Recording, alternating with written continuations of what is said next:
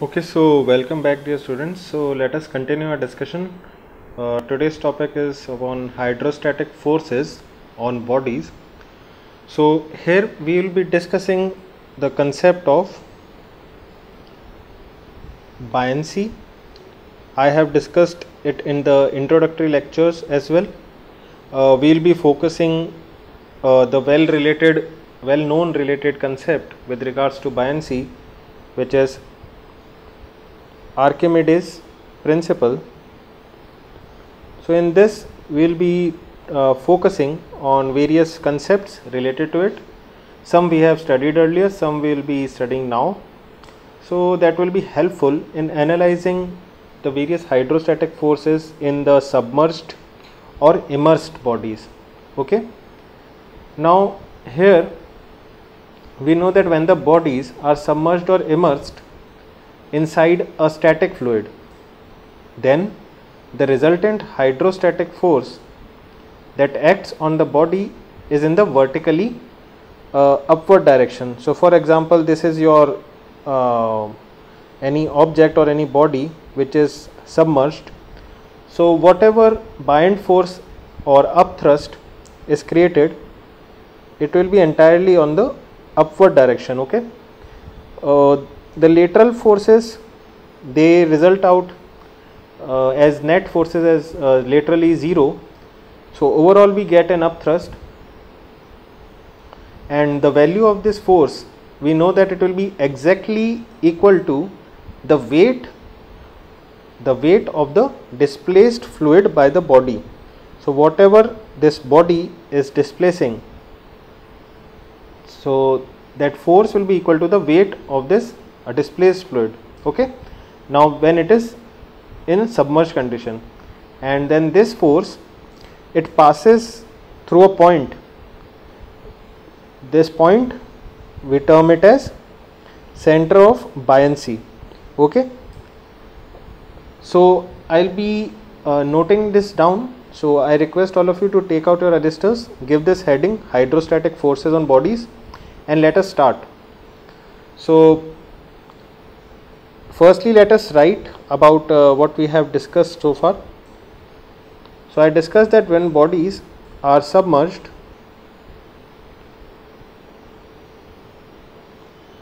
or immersed, immersion may be fully or partially. Okay. The body might be immersed partially into the fluid or completely. So inside a static fluid,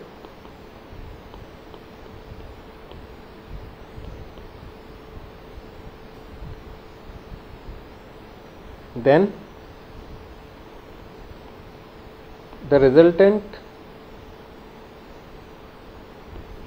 hydrostatic force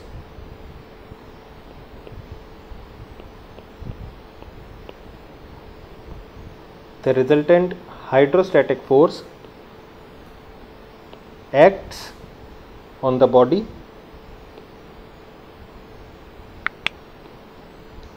in the vertically upward direction.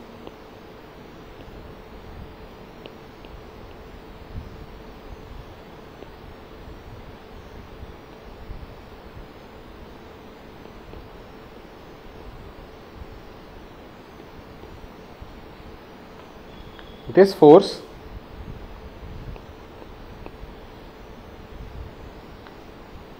is known as buoyant force. Okay.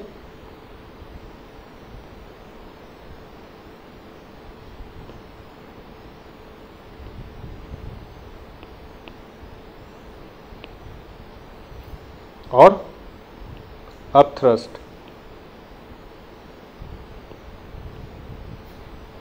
And the value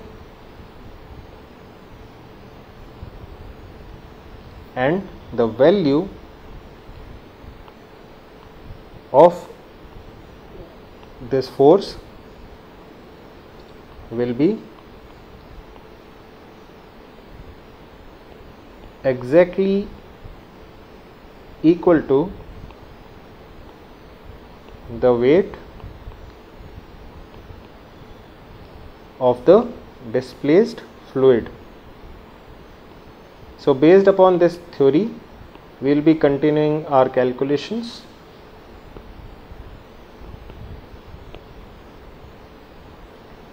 When it is submerged.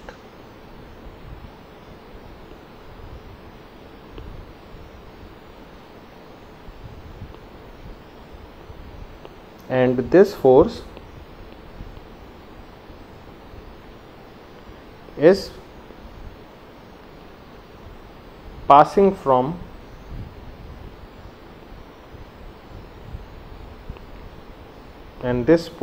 is passing from a point on the body known as center of buoyancy.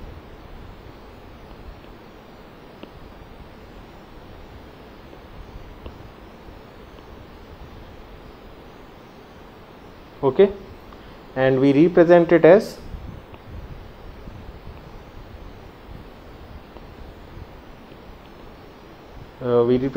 by capital B.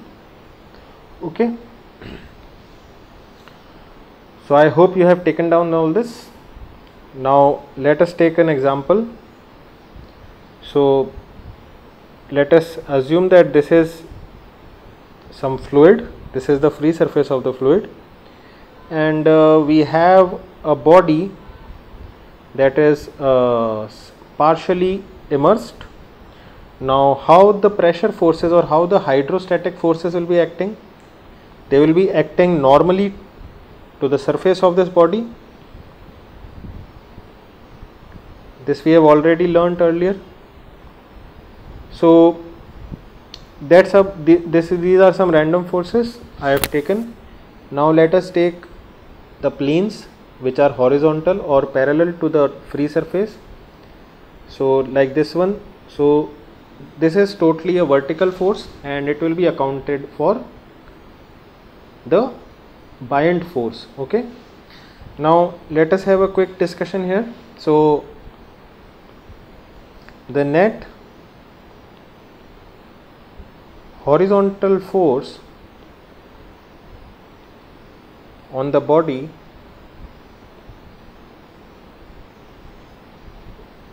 is equals to 0, and the net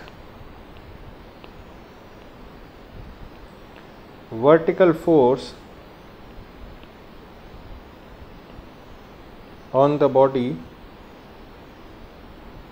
is in the upward direction. We are not discussing about the magnitude currently. We are much more focused about the direction right now. So now let us try to quantify how much this force will be based upon the theory that we have discussed above. So again, let us take a different example. So this is your free surface, and I am drawing a body, a solid body that is immersed.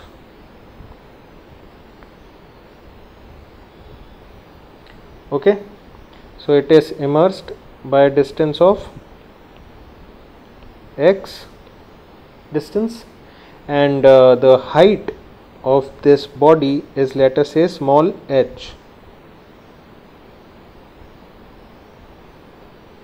Okay, so this is your any typical body element.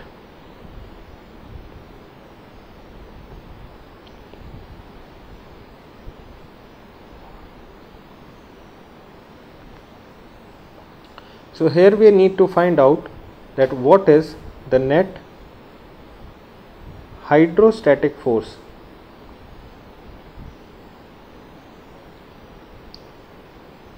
That is in upward direction,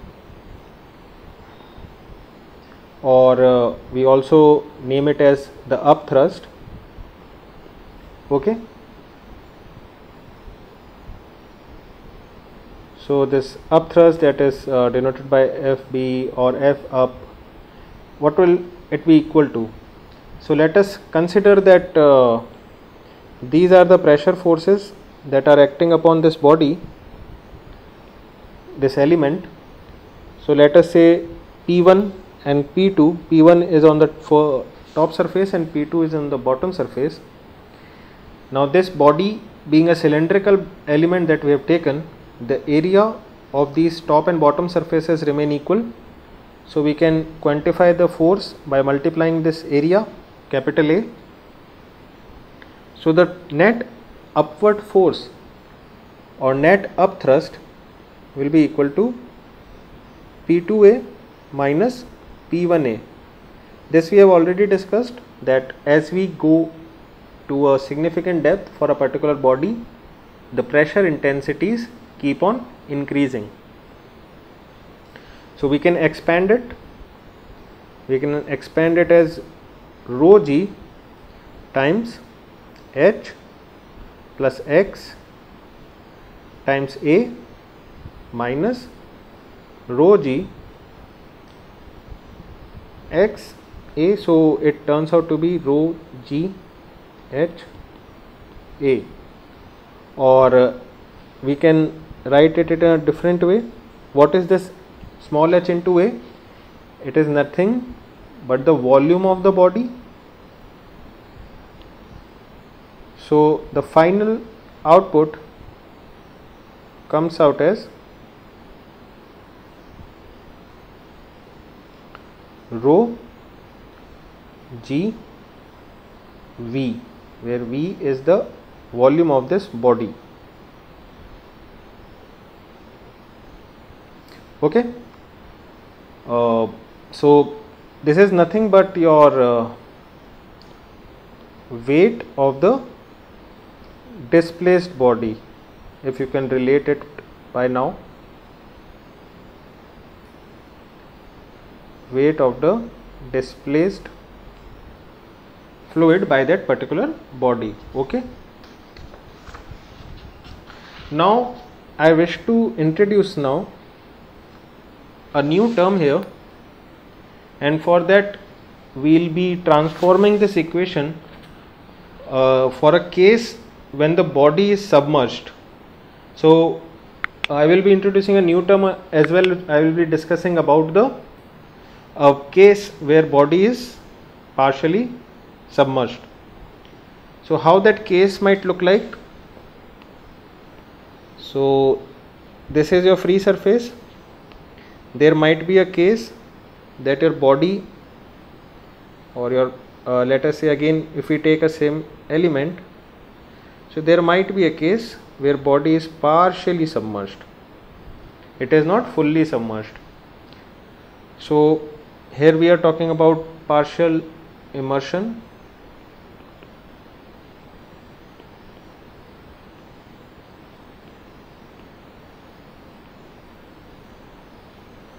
Okay. So some parameters. Mass of the body, we are taking it as small m. Then mass of part of the body that is submerged, we are taking it as m dash. Okay. And definitely m dash will be either less than or equal to m. If the body is completely submerged, then it will be equal to m. So I am considering that condition as well. Next, I am taking the parameter of volume of body. So this volume of body is V body, and volume of body submerged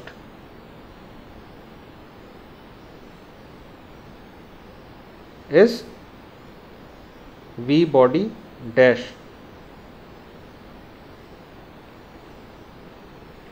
Now this V body dash, again it will be less than or equal to V body in all the cases.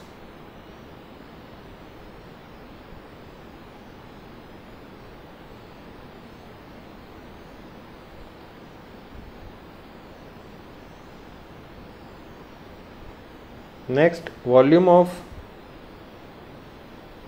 fluid displaced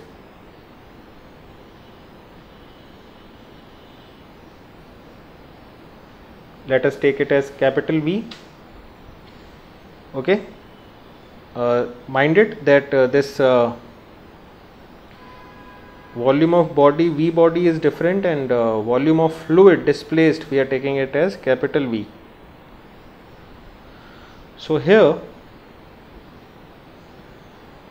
this V body dash will be actually equal to the volume of fluid displaced. Okay, this part, this is your V body dash having mass m dash, and the fluid displaced by this volume is capital V.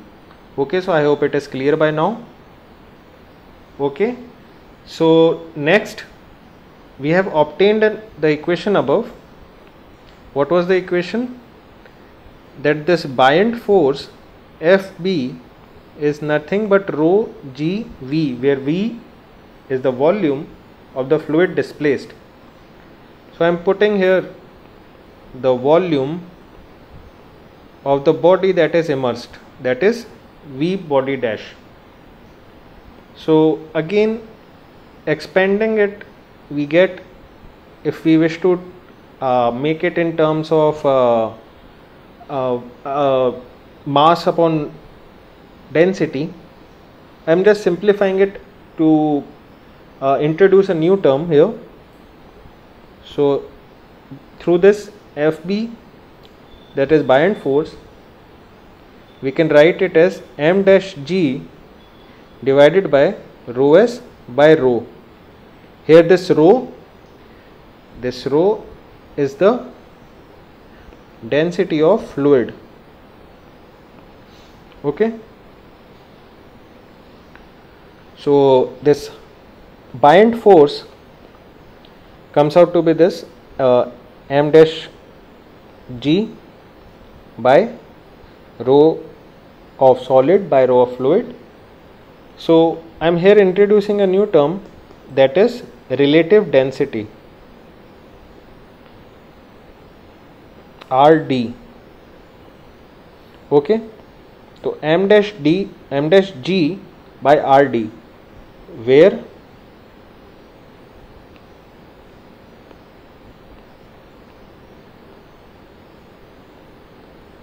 RD is your relative density. Relative density of what? Relative density of this body with respect to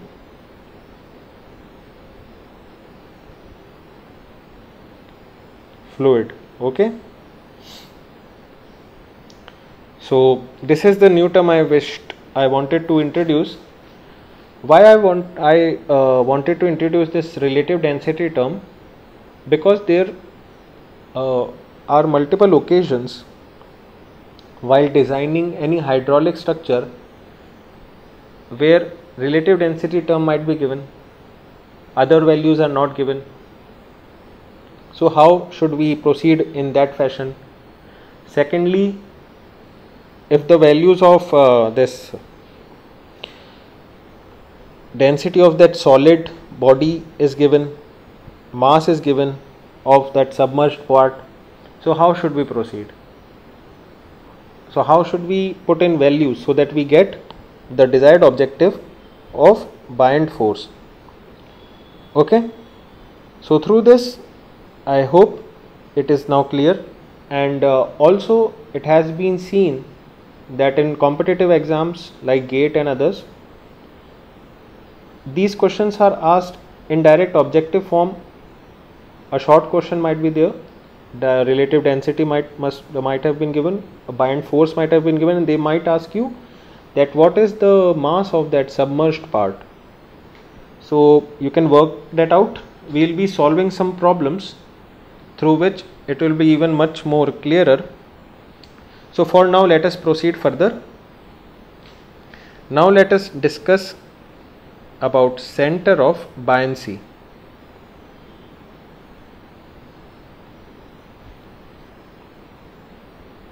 If you remember, I labeled it as capital B.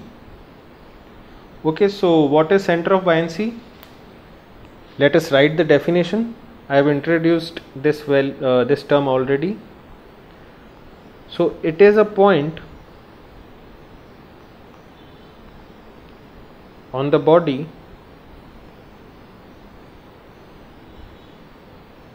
from where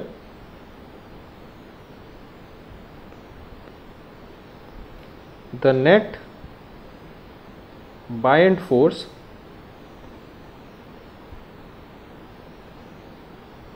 is acting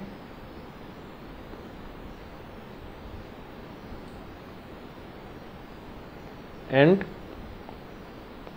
it is the center of gravity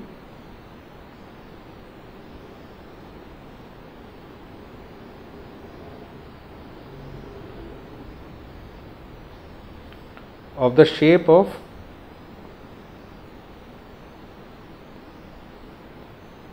displaced fluid.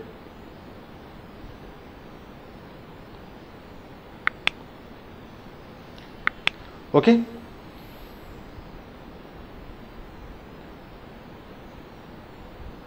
So let me draw, I hope you have written it now. So let me draw a quick example. So let us say this is your free surface and this is your some irregular body I am taking. So how the force will be developing? It is said that there is a point B, that is center of buoyancy, which is actually the center of gravity of the displaced fluid. Center of gravity of, this is the key takeaway.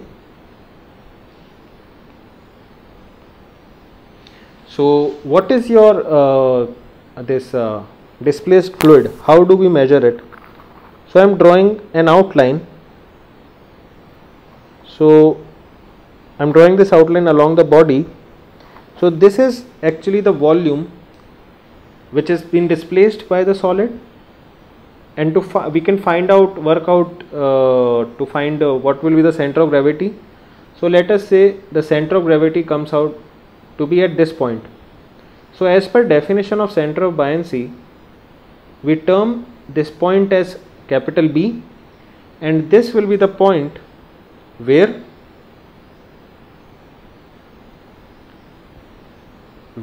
our buoyant force will be acting, and all the calculation should be made as per this particular point. Okay, so this is your center of gravity of displaced fluid. Okay, I hope it is very clear by now. So let us discuss some cases in which the body is submerged completely or partially. So I am taking the first case where the body is submerged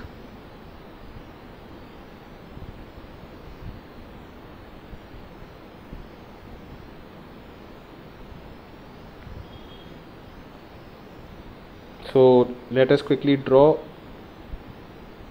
the diagram. Keep a note in the subject of fluid mechanics that try to visualize the problem by drawing diagrams. It will be very helpful for you as well as while designing the problems, as well as for the examiner to check. The more easy for the examiner to check, the more the marks you get. So I have drawn this diagram. So here the body is completely submerged. So again, as I have drawn the shape of the displaced fluid, so here also I am trying to draw the shape of the displaced fluid along the edges of this particular body. So the center of gravity comes out to be somewhere here. I term it as capital B, and the force will be working or acting from this point, that is a center of buoyancy. Okay. Now what will happen under if there is some disturbance is created in this body. By disturbance I mean that the body is slightly rotated. Let us say the body is rotated in this fashion. So some questions should pop up in your mind instantly, that is the shape of the displaced fluid changing? So let me check. So I will draw it again, no problems.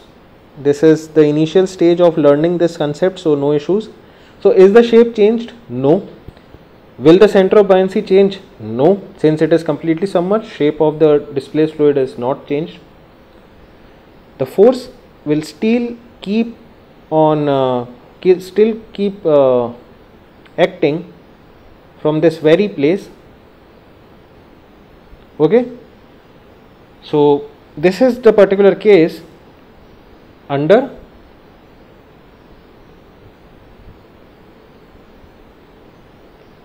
disturbance, and in this case we see that the body's center of buoyancy CB will not be changing. So this is the key takeaway from this case.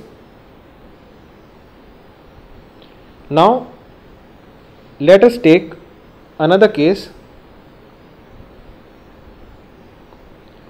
where the body is partially submerged, or let us write it in a different fashion also as floating bodies. So these floating bodies, how will they let us try to visualize how will it look like. So let us say that this is your this is your partially submerged body.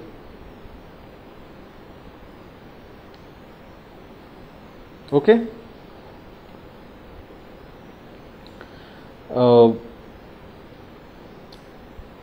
What will happen if I create some disturbance here?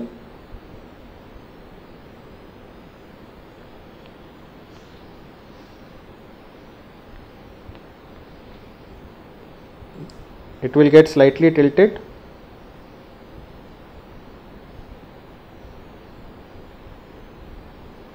Okay. Now if further this disturbance is done, what will happen? It went completely upwards. Okay. Yeah. So what will happen if even further disturbance is done? So somewhat it will tilt like this. Okay. So what we need to understand, firstly we will be applying the concept that we have just learned. We will be drawing the shapes of the displaced fluid.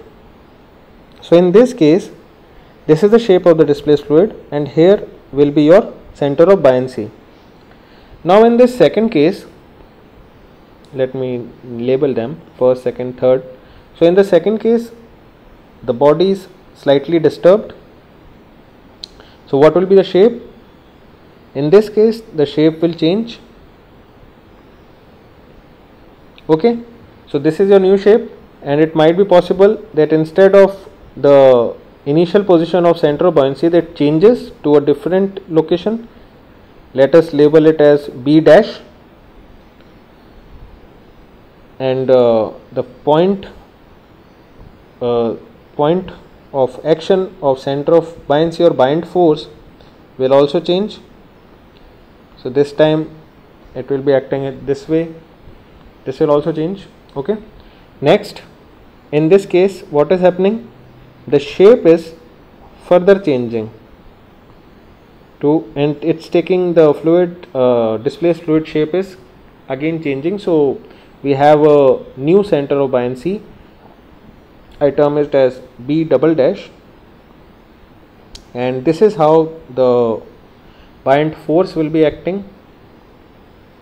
Okay, so this is all about hydrostatic forces acting upon body. So this was the introduction. We will be continuing our discussion ahead also, and in the next lecture we will be starting our discussion on principle of flotation. So today we learned about buoyant concepts, buoyant forces. We learned about center of buoyancy and its definition. We learned about how to quantify the horizontal forces, the vertical upthrust or vertical forces or buoyant forces. We discussed two cases. In one case the body was completely submerged, and in another case the body was partially submerged. So how center of buoyancy will be taking new shapes and what will be the reason. So by this video we have covered this concept. So that's all for today's lecture. See you in the next one. Thank you.